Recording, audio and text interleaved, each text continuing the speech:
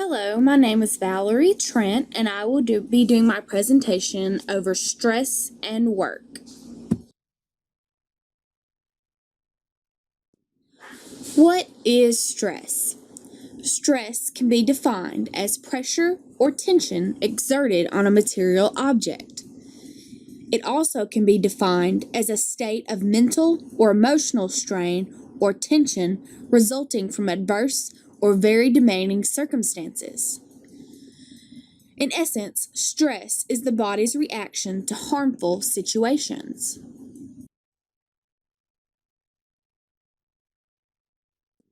There are two types of stress: eustress and distress. Eustress motivates and focuses energy. It is meant for short term.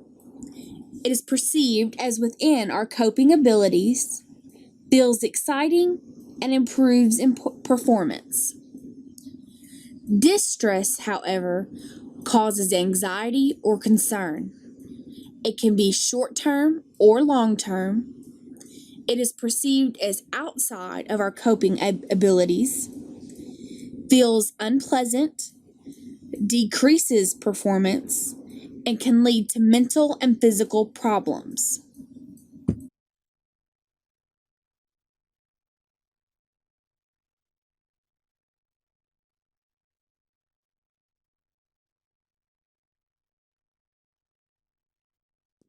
There are many examples of stress. Below are listed some examples of positive personal stressors.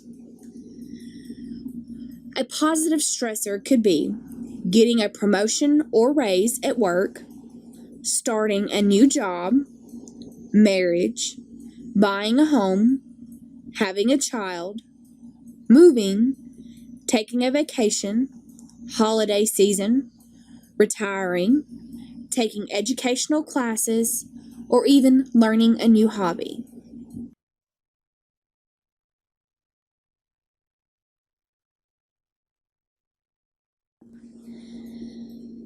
Below is listed some examples of negative personal stressors. This can include death of a spouse, filing for divorce, losing contact with loved ones, death of a family member, hospitalization, injury or illness, being abused or neglected, separation from spouse or partner, conflict in interpersonal relationships, bankruptcy, money problems, unemployment, sleep problems, children's problems at schools, and even legal problems.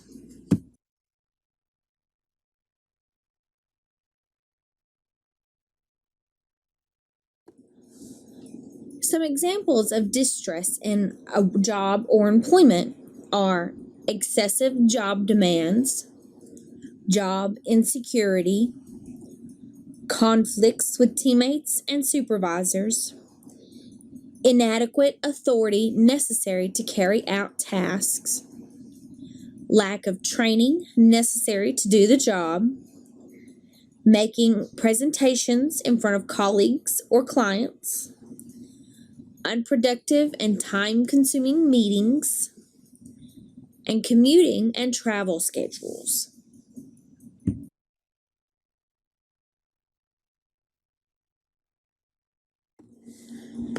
There are also internally caused sources of distress. This includes fears, for example, the fear of flying, the fear of heights, or the fear of public speaking, repetitive thought patterns, worrying about future events, and unrealistic perfectionist expectations. Then there are habitual behavior causes of distress. This is overscheduling, failing to be assertive, and even procrastination and or failing to plan ahead.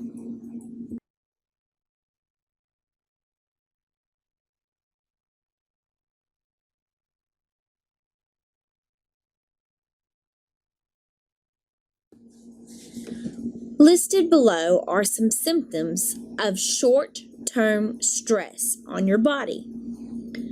This includes headaches, fatigue, difficulty sleeping, difficulty concentrating, an upset stomach, or even irritability.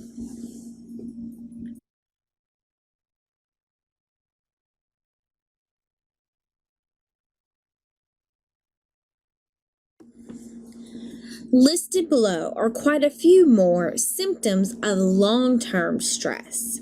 These include depression, high blood pressure, flare-ups of asthma or arthritis, abnormal heartbeat known as arrhythmia, hardening of the arteries, heart disease, heart attack, heartburn, ulcers, irritable bowel syndrome, upset stomach, including cramps, constipation, and diarrhea, weight gain or loss, changes in sex drive, fertility problems, or even skin problems such as acne, eczema, and psoriasis.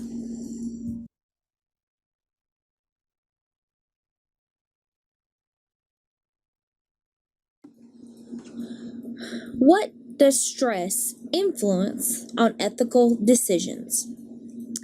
I'm going to use a trolley example. Consider this dilemma. A trolley is racing down the railway tracks towards 5 people who cannot escape. You are standing on a bridge under which it will pass. Next to you, as it happens, stands a very large man. By pushing him over the bridge and thus killing him, you could stop the trolley and save the 5 people. Should you push the man?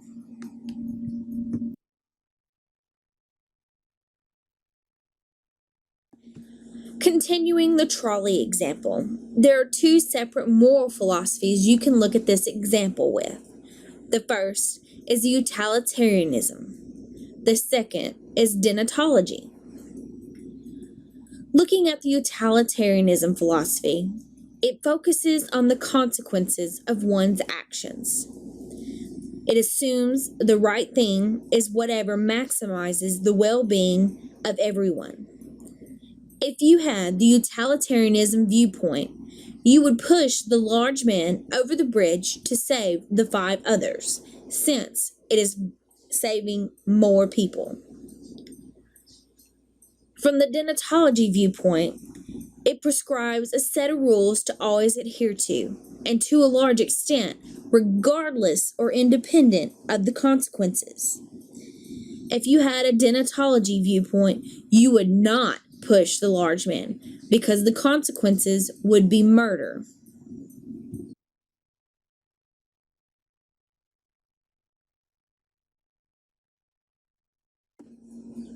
Looking at the results of our trolley example of stress influence on ethics, I conclude that stress affects everyone differently. Serious effects of stress can lead permanent damage to health or mental, or even lead to death. Regardless of stress, it should not influence your ethical decisions. If you are feeling overstressed by work or personal objects, talk with someone when you are faced with an ethical decision. Because of this stress, you may not be thinking straight and make an unethical decision.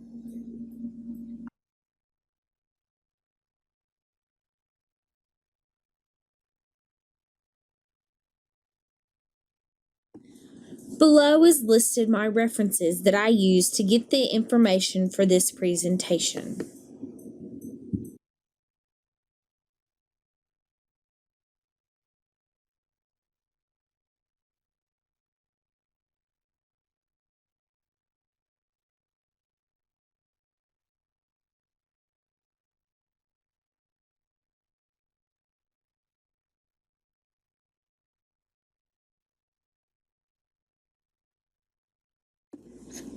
Thank you for watching my presentation.